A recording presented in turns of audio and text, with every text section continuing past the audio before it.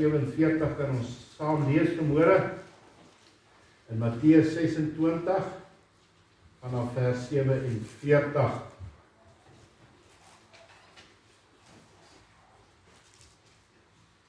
Wanneer u daai laaste week voor die kruisiging in die Bybel gaan volg van vandag af, vandat Jesus in Jerusalem ingegaan het op die rug van die esel, waar hulle geskree het, Hosanna, Seun van God, is daar elke dag iets beskrywe in die woord van die Here, totdat hy dan ook in hegtenis geneem is, gevange geneem is. En dit is altyd kosbaar in hierdie week wat dan voorlê, om dit dalk so 'n bietjie net te gaan lees en te besef wat het Jesus dan ook deurgemaak in hierdie laaste paar oomblikke van sy lewe hier op aarde. Maar gelukkig was dit nie die einde nie. Alhoewel hy gekruisig is en gesterwe het en in die graf gegaan het, het hy weer opgestaan in die krag van God en het hy 'n nuwe lewe dan vir ons ook bewerk. Terwyl ons die woord van die Here oop het voor ons, kom ons sit net so, kom ons buig. Here, baie dankie dat ons die voorreg het om die woord te kan oopmaak in ons eie taal. Dankie vir die voorreg wat ons het, soos dat hy oorspronklik ook in die oorspronklike manuskripte was, en ons het van daar af woord vir woord dan kon kry, en dit vir ons so vertaal is, dat ons nie met 'n Bybel sit wat ons 'n begrip het van wat mense gedink het nie, maar deur God geïnspireer, het die godsmanne die Bybel geskrywe, soos wat dit die Vader se hart begeer het. En dit is vir ons dan ook in ons eie taal ook dan so in vertaal, sodat ons dit kan verstaan vandag.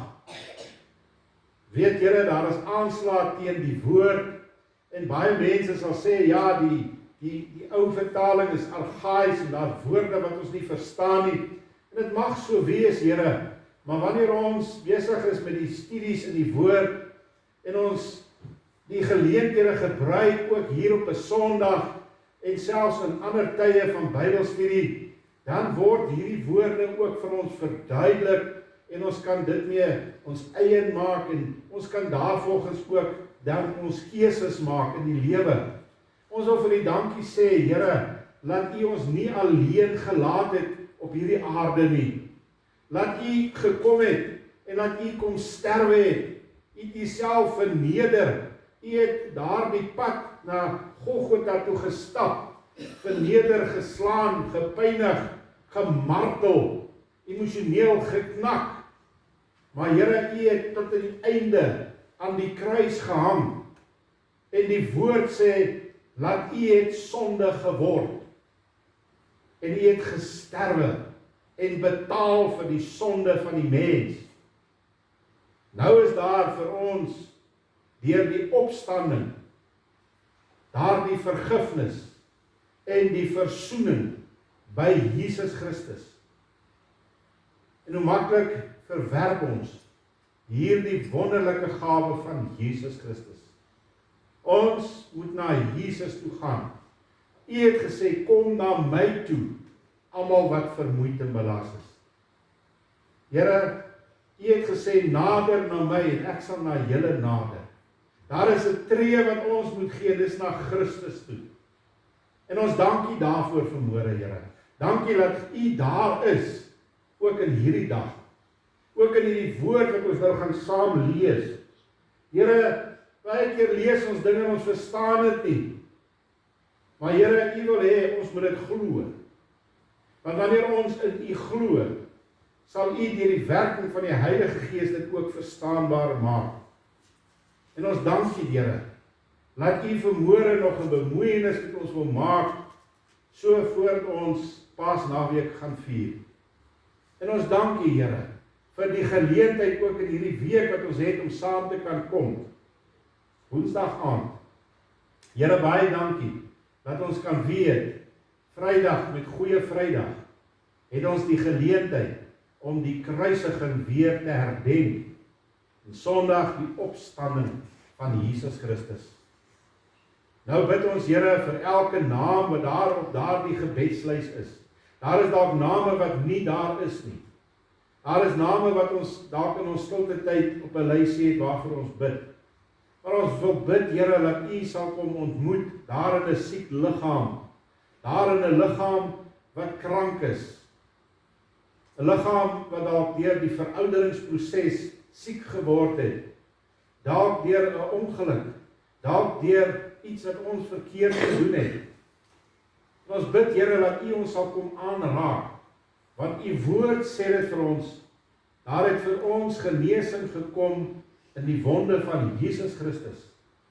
En ons vertrou U as die God wat ons gesond maak. Dis U verbondsnaam ook vir ons.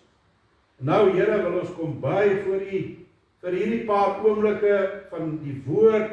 Here, kom help ons om in te fokus. Kom neem weg die moegheid wat daar vanmôre oor ons is. Here, kom neem weg al die ander stryd wat hier in ons gedagtes worstel en hier in ons gedagtes dalk 'n oorlog voer.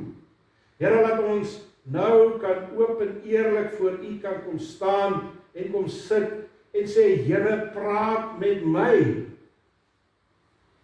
Niemand anders nie, met my. En ek sê vir U dankie, Here, vir elke geleentheid wat U ook met ons wil praat. Seën dan nou ook die woord, seën ook die prediking van hierdie woord. En Here, ons sal in U kom vashou, in tye waarin ons lewe, tye wat dit baie moeilik begin gaan in die wêreld, wat naby aan ons kom. Maar ons weet, Here, U het vir ons gesê, ek sal jou nooit begewe en jou nooit verlaat nie. Ek is met julle tot aan die einde. En ons wil op hierdie beloftes van U kom staan vanmôre. Ons bid dit in Jesus se wonderlike naam. Amen.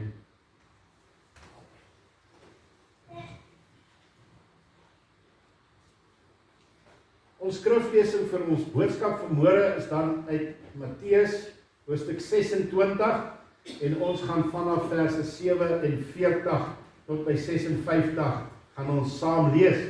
Baie bekend, ek dink ons het dit al baie gelees en ons het al in die laaste weke wat ons hier by mekaar gekom het ook oor en oor gelees, maar vanmôre het die Here vir ons so 'n ander hoek gegee om ook na hierdie gedeelte dan te kyk. So kom ons lees saam uit Matteus hoofstuk 26 vanaf verse 47.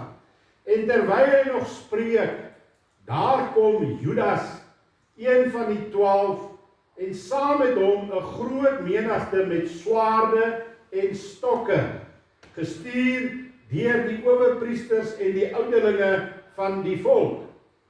En sy verraaier het vir hulle 'n teken gegee en gesê, die een wat ek sal soen, dit is hy, gryp hom.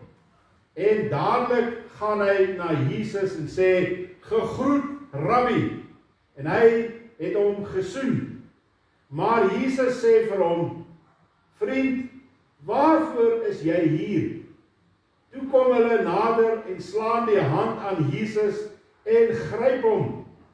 En een van die wat saam met Jesus was, het met een sy hand uitgesteek en sy swaard getrek, en hy het die diensknegt van die hoëpriester geslaan en sy oor afgekap. Toe sê Jesus vir hom, sit jou swaard in sy plek terug, want almal wat die swaard neem, sal deur die swaard vergaan. Of dink jy, dat ek nie nou my Vader kan bid, en hy vir my meer as 12 legioene van engele beskikbaar sal stel nie? Hoe sou die skrif dan vervul word, dat dit so moet gebeur?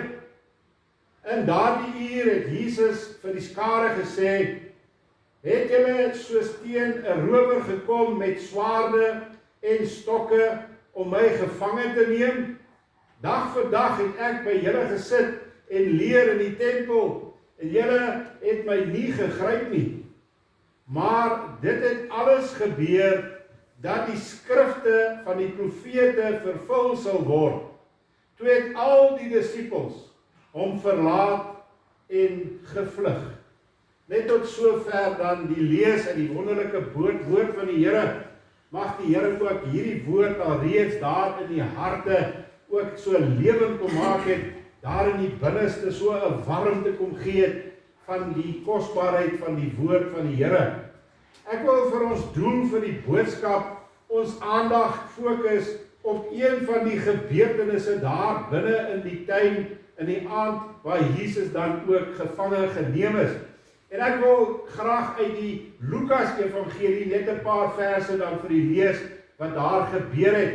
Lukas 22 vers 49, 50 en 51 wat vir ons sê: En toe die wat rondom Jesus was sien wat gaan gebeur, sê hulle vir hom: Here, moet ons met die swaard slaan? En een van hulle het die diensknegt van die hoofpriester getref en sy regteroor afgekap. Maar Jesus het geantwoord en gesê: Hou op, dis genoeg. En hy het sy oor aangeraak en hom gesond gemaak. Ek wil vanmôre met u praat oor hierdie gebeurtenis. Daar voor die soldate en die priesters, voor die Here Jesus en die disippels, oor die swaard of die kruis. Die swaard of die kruis. Baie van die wat nou al ouer is, sal onthou, daar in die 1970s was daar 'n film wat gemaak is op grond van 'n ware verhaal. Die film se naam is The Cross and the Switchblade. Wie van u het al daardie film gesien? The Cross and the Switchblade. As jy op YouTube ingaan en jy sit daar, The Cross and the Switchblade, dan gaan jy hom daar kry. Hy is beskikbaar om te koop ook en so aan. Nou, die verhaal was 'n ware verhaal. En dit het afgespeel daar in New York. Daar was 'n predikant van die Pentecostal Church daar, met die naam van David Wilkerson, en hy was gelei om in die strate onder die bendes te gaan werk met die evangelie. En so was daar dan hierdie twee groepe wat heeltyd in oorlog teen mekaar was. En die een groep was die Mau-Maus, en hulle leier was, wie was, kan julle onthou? Nicky Cruz. Ja, gehoor van die naam Nicky Cruz. Hy was die bende leier. Nou, bende geweld was baie erg in daardie tyd, en vandag is dit net so erg. Ons hoor dit op die nuus en ons sien dit op die koerante. Maar die bendes het nie geskroom om iemand dood te maak nie. Hulle het net vir hulle eie saak daar gewees. Maar aan die einde van hierdie verhaal het daar iets baie moois gebeur. Dat Nicky Cruz het sy hart vir die Here Jesus gegee. En hy is gered. En Nicky Cruz het sy flipmes geruil vir die kruis. In ons gedeelte wat ons vanmôre ook saam gelees het, vind ons een van Jesus se disippels, Petrus, wat baie naby aan Jesus was. In die binnekring van Jesus was hy die binnekring van Jesus gewees nog, wat die swaard uitgetrek het, en hy het een van die hoofpriesters se diensknegte sy oor afgekap, sê die Bybel. Nou sy intensie was om Jesus te verdedig, maar dit was nie wat die Here wou gehad het nie. Hy het uit sy eie opgetree, want hy het gedink dis wat hy moet doen om Jesus te verdedig.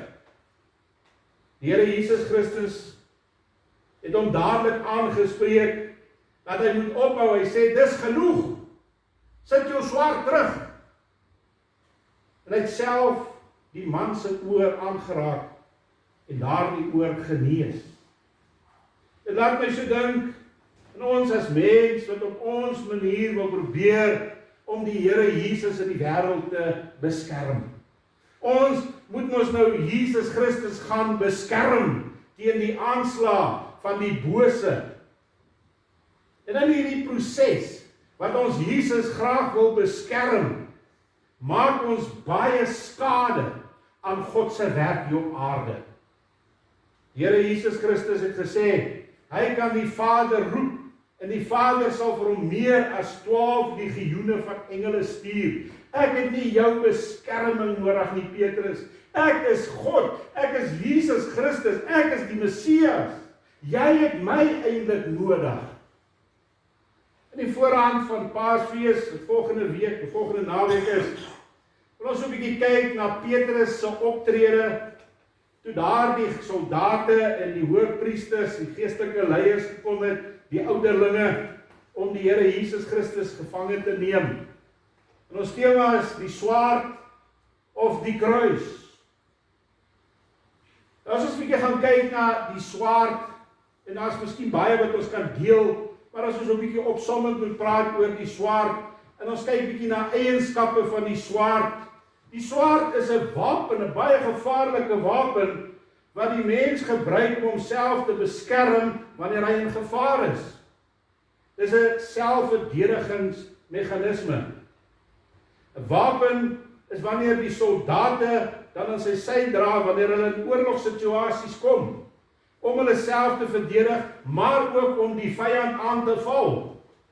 Die doel is om iemand seer te maak of selfs te dood. 'n Definisie rondom die swaard: dis 'n baie gevaarlike wapen wat bedoel is om 'n persoon ernstig te beseer of te dood indien die persoon se lewe in gevaar is. Wat is die gebruike van 'n swaard? 'n Swaard word gebruik wanneer daar aggressief en aanvallend opgetree moet word. 'n Swaard kan nie as 'n vredemaker gebruik word nie. Die wêreld sê oorlog gaan vrede bring. God sê oorlog kan nie beveg word met wapens nie. Die kruis spreek van nederigheid. Die kruis is 'n plek van 'n selfsterwe in myself. Daardie eie ek moet op die agtergrond kom. Christus moet na vore kom. Dis 'n plek van opofferings. Dis 'n plek van intree vir ander, al is hulle jou vyand. Die kruis staan vir herstel en vir versoening. Daarom het Jesus na die kruis toe gegaan, sodat daar versoening vir ons as mens kan wees.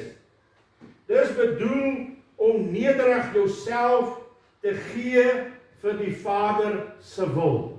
En dit is wat deur Jesus vir ons geïllustreer is.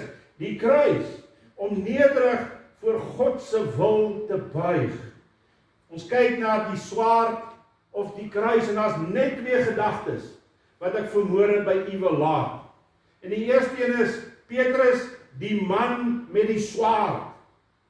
Petrus was 'n disipel van Jesus. Hy was 'n volgeling van Jesus gewees.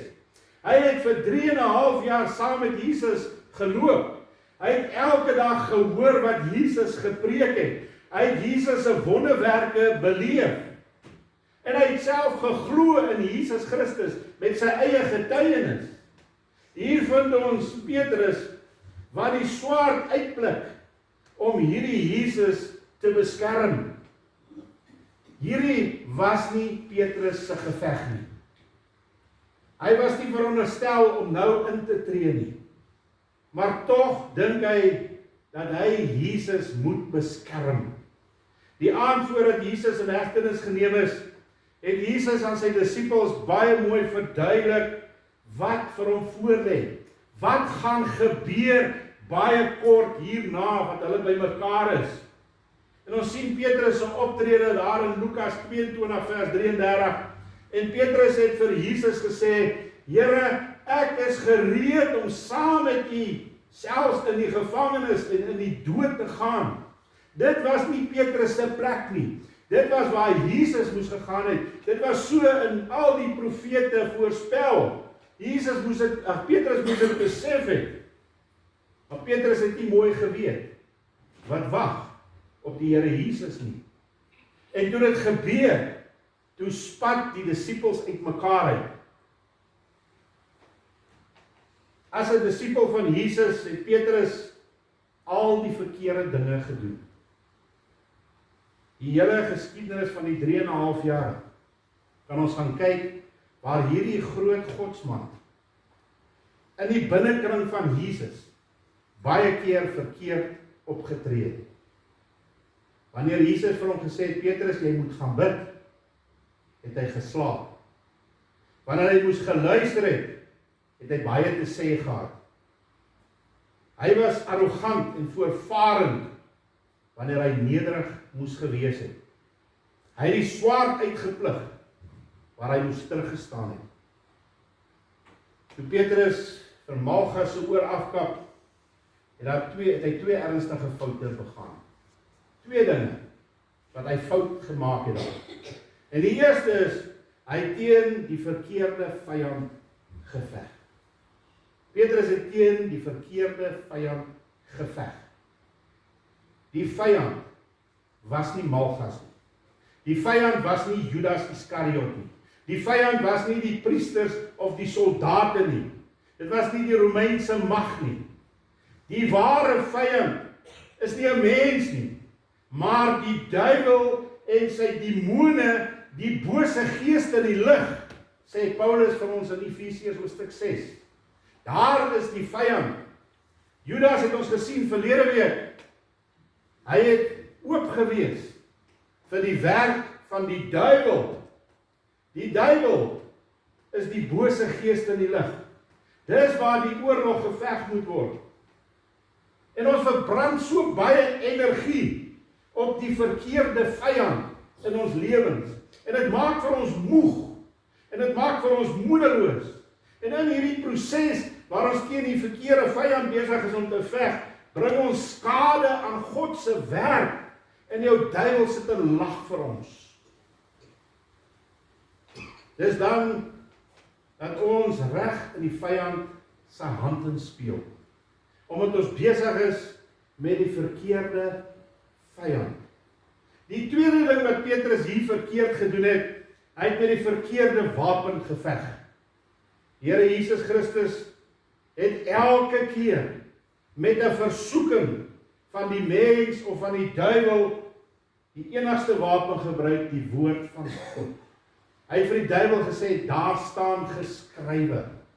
Ons sien in Hebreërs 4 vers 12, want die woord van God is lewend en kragtig en skerper as enige tweesnydende swaard en dring deur tot die skeiding van siel en gees en van gewrigte en murg en is 'n beoordelaar van die oorlegginge en die gedagtes van die hart. Die woord van God moet met ons kom spreek, sodat ons tot die waarheid kan kom. Dis die woord van God wat ons lewens verander, sodat ons ook 'n lewende woord vir Christus sal wees in hierdie wêreld. Wat sien die wêreld van ons as kinders van die Here? Sien ons dat dit loop met die swaard en ons is besig om te kap en te slaan en ore af te kap? Of sien hulle ons lewens in die woord? Die fisiese swaard maak nie gesond nie. Dit bring nie versoening nie. Dit bring verdeeldheid, haat en wrokke. En die enigste slagoffer is ek myself, wat die swaard uitpluk. Die enigste swaard wat gebruik moet word teen hierdie siele vyand is die swaard van die gees. Dit is die enigste vyand wat ons, of hoe ons die vyand kan verower. Efesiërs 6 vers 17 wat sê, en neem aan die swaard van die gees, dit is die woord van God. Dis hoe ons lewens gevul moet wees. Nie met 'n fisiese swaard wat ons wil uitpluk nie, maar dat ons lewens gevul sal wees met die Heilige Gees, met die woord van God. Om die woord van God te kan gebruik as 'n wapen, moet die woord ook reg verstaan word en ons moet die woord ken. Ons moet nie dink ons ken die woord nie. Ons moet die woord bestudeer, ons moet moeite doen, ons moet tyd maak vir die woord. En daarvoor het ons geleenthede ook om onderrig te word in die woord van die Here. Die woord kan nooit buite sy eie konteks ook staan nie. Dit is so maklik om nou teksvers te vat en nou 'n nuwe betekenis te gee en nou is dit die wapen waarmee ek veg. Nee, die woord staan binne in sy konteks en ons kan dit nie daar uithaal nie. Ons kan nie die Bybel verander om by ons lewens aan te pas nie. Ons sal dit nooit kan regkry nie. Ook nie om ons eie siening of ons eie persepsies te wil bewys deur die woord nie. Petrus het by Jesus self geleer, maar daar was een ding wat hy mee gesukkel het. Hy het een ding mee gesukkel. Sy gesindheid. Sy gesindheid, hoe hy opgetree het. Hy wil oorlog maak, waar hy moes teruggestaan het. Dit was nie sy oorlog daai nie. Jesus het daarenteen anders te opgetree. Hy het binne die wil van God opgetree. Ons sien in Johannes 18 vers 36, Jesus antwoord hulle, my koninkryk is nie van hierdie wêreld nie. As my koninkryk van hierdie wêreld was, sou my dienaars geveg het, dat ek nie aan die Jode oorgegee word nie. Maar nou is my koninkryk nie van hier nie.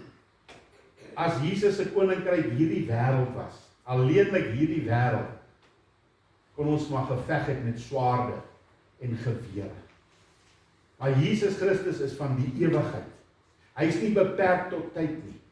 En daarom kan ons nie ook binne ons beperkte vermoë dink ons kan Jesus verdedig nie.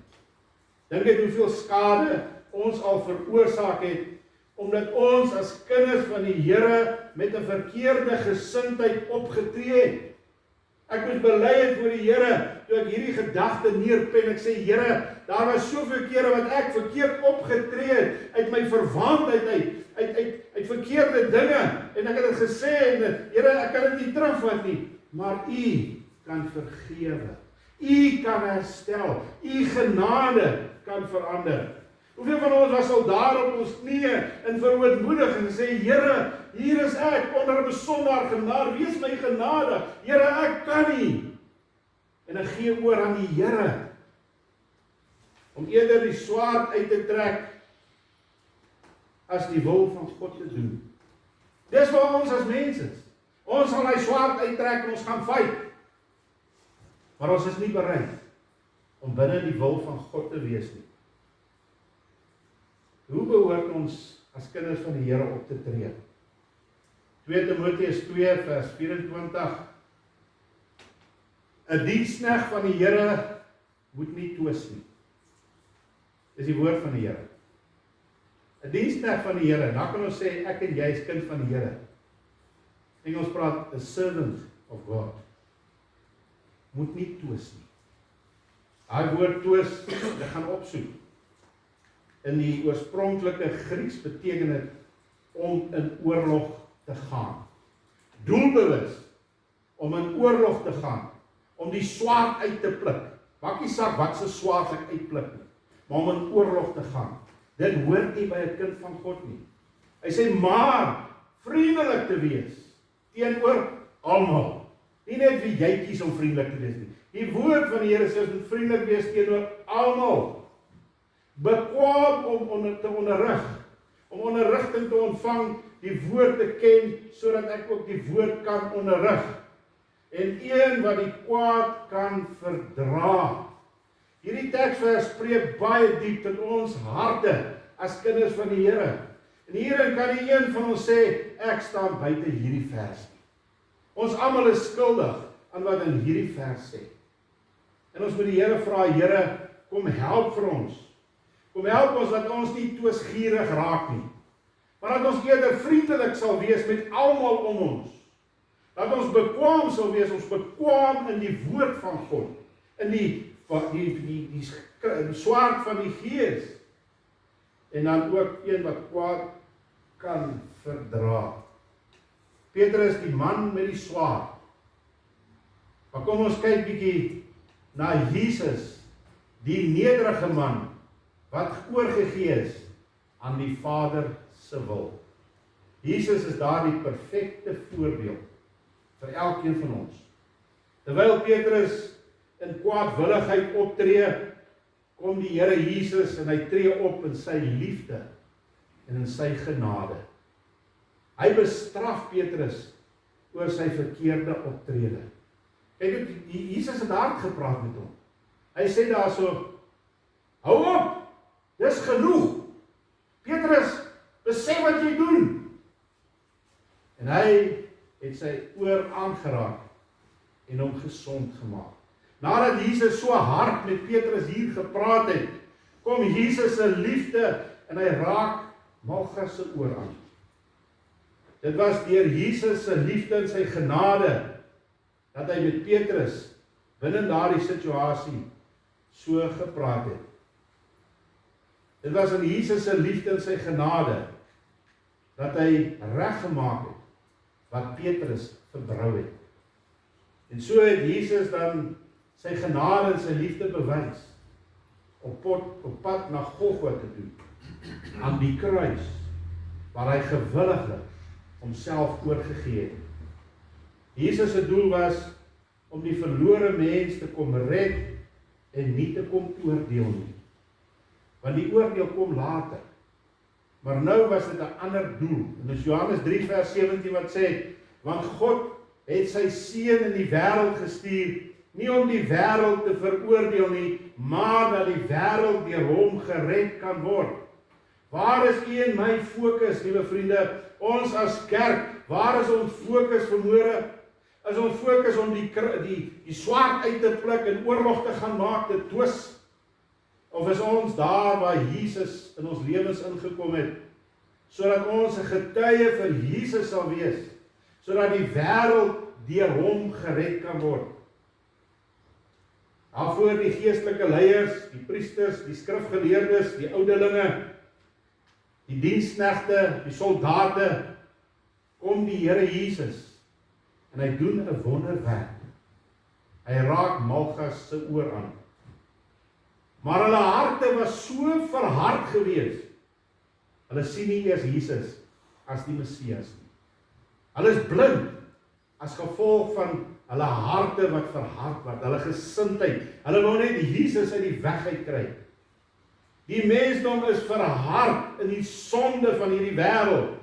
En hulle sien nie meer die genade en die liefde van Jesus raak nie. Hoekom nie? Want die kind van God, die kerk, pluk die swaard uit, in plaas van om Jesus te wys vir die wêreld.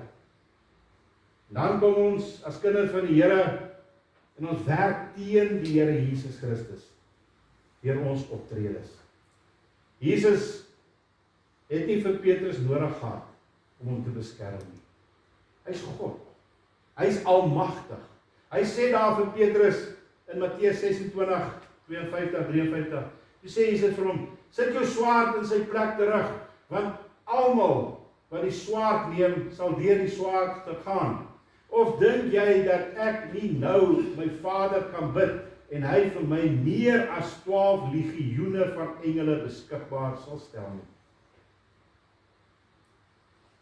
Wat vir ons as kinders van die Here belangrik is om te leer in die dag van vandag om oor te gee aan die wil van God die Vader en om te doen wat hy vir ons sê.